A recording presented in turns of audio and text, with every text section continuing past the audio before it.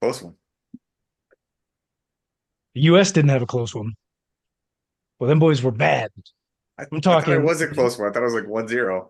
it was, but it wasn't even close if you watched the game. I mean, we got outclassed, out manhandled in every facet. We look like a bunch of scrubs out there. More specifically, we look like a bunch of pansies. We look like a team of guys that pay $5,000 per quarter of a year to go out and play the equivalent of an AA, like what is AAU starting off. Everybody's got to have great cleats. You got to have perfect turf. Playing against guys from South America that are used to playing barefoot in the favelas with rocks on the fields and just know how to get scrappy. And that's not even talking about how bad the refs were. These guys just have absolutely no grit out there on the field. Come from a country that like we play some pretty rough sports, namely the number one being football, where you go out and you try and take somebody's head off. Now, Ty Bob. I always thought that this was going to be our years coming up to compete in the World Cup finally. Are you telling me that I've been lied to? If something doesn't massively change in the next 2 years, by the time the World Cup comes up, because we don't have to qualify, we're straight in there. We are automatically bid into this because we're a host country. Thank If goodness. something if something doesn't change, we are 100% out in the group stage again. Back it up real quick. I didn't know there was such a thing as grit in soccer. So you show me examples of soccer players being gritty, and I will wear cut off T-shirts for the rest of my life. Watch any of the Copa America. Like it is go back and watch any of the highlights from that game, US versus Uruguay or literally any of the other teams that are out there. Like when you're probably typically thinking of like the European teams where it's all about finesse and speed and playing really good team ball. Whereas in South America, it's usually a lot harsher than that. Everybody's bumping really hard, shoulders to backs, not shoulders to shoulders. You're taking people out at the ankle and the calf. Like the South American So they're version of dirty. soccer is very dirty. It's very You know, gritty. It's not about finesse. It's about they how haven't quite hard. learned the rules yet. Yeah, yeah, exactly. And that's also part of the issue when you look at like Copa America versus the Euros that are going on right now is the officiating is also completely different because again, the speed of the game, it's in South America, it's 100% full speed.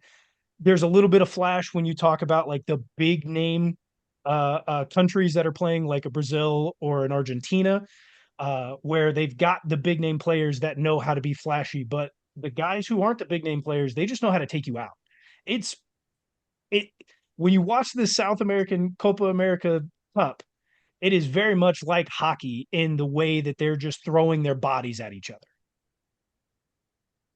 Well, and my opinion, where does this all start with? Because to me, it starts with the coach. I know we talked before we started about how that's what everybody's been saying, but I mean, and I'm tired of hearing this whole, well, we want to have US born guys be our coach. Well, your last best coach was from Germany. Jurgen Klinsmann was the best coach that the US has had in a while. So I'm tired of hearing that. That's got to stop. Yeah, I think that was one of the Americans are really never going to get behind a foreign coach. You just they won't. yeah, that's fair. Nobody ever really got behind Klinsman, but he was one of our better coaches, and I think the I thought the dude's American last name was Klopp. no that Jurgen Klopp. he is a German coach who is now out of a job in he just left Liverpool. That's Jurgen Klopp. Jurgen Klinsmann was the former United States men's Oh, we didn't national have that team. guy. We didn't We did have No, not we have Jurgen. didn't have Klopp. We are potentially in the another running for K. Jurgen Why? Klopp. We It's we are ridiculous. potentially in the running for Jurgen Klopp. That's the one thing that this all comes down to, just like Johnny alluded to. I think yes, Johnny, you're 100% right. It comes down to having a coach who can manage the team, who can actually instill a system. That's something that Greg Bergalter, Greg with two G's, by the way, not just One at the first beginning and and one at the last end. later, two at Not the to end. be mistaken. So 3 G's in the Three name. G's. Three, Three G's, Greg G Greg. Greg. He needs to resign with 2 G's. Guy is he's just bad. Get I him want to out of fire there. you for that bad joke. Do it. Give me a Fine. Typo, you got that? I got it. There's two parts. The system is really bad. Your coaching is really bad. The way that we bring up players is really bad. The mindset of the American, and we won't talk about this soccer for long, but the mindset behind Americans who follow the USMNT is that if we had our best players, our best athletes in the world, they would wipe the floor with everyone. I'm talking, you're bringing in LeBron, you're bringing in James Harden, you're bringing in You're not Tyreek bringing in James Hill. Harden, dude. Shut You're up. not bringing in James Harden. That's These- funny. You're That's these are the funny how people- you bring up basketball players right there for the best athletes in the world, though. That's funny. Fair. Well, I brought up. Don't Also brought up get him Tyreek started on Hill. this fucking conversation, man. God. Also brought up Tyreek Hill. But you bring in the best athletes in the country, and we start wiping the floor with everyone. But you take a look at France. But hang on. Wasn't this this little go around of our national team? We have like all of our starters are on like major teams. Yeah, Europe that's the other thing. They're and all in Europe. beyond. Like the players shouldn't be the excuse at this point. Like we apparently we know we have a shitty coach. So like, We've already fired him once. Correct. Well, and I think the most frustrating part too is this actually is one of the teams with some of the most talent we have had for years, and it still wasn't enough. So, at what point is it that it is just the systems, the coaching, and it's just so frustrating that every year we get spewed this crap about, oh, how this is we're better, we're going to compete. We just lost 1-0 to a team to a country that has 4 million people. That'd be like the 25th most state in America. Like, come on, what are we doing?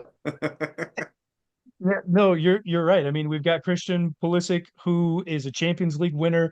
He's leading AC Milan. You've got Ricardo Pepi coming off the bench, who scored the most goals off the bench in the German league.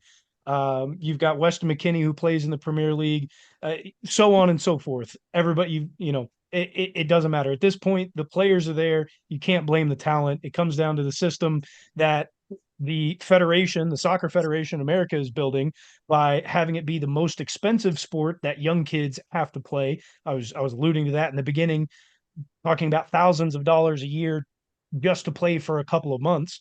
Where again, it costs literally nothing in every other country to play. You don't even need shoes. We've seen that. And so it's systematic from the bottom all the way to the top of the management where it is now. And I don't think the United States Soccer Federation is going to fire Greg. There's some nepotism there. His brother is part of the federation. So there is high nepotism on why he got the job. It's going to probably come down to either he's going to stay and he'll be here for the World Cup in 26, or he's actually going to resign as he needs to.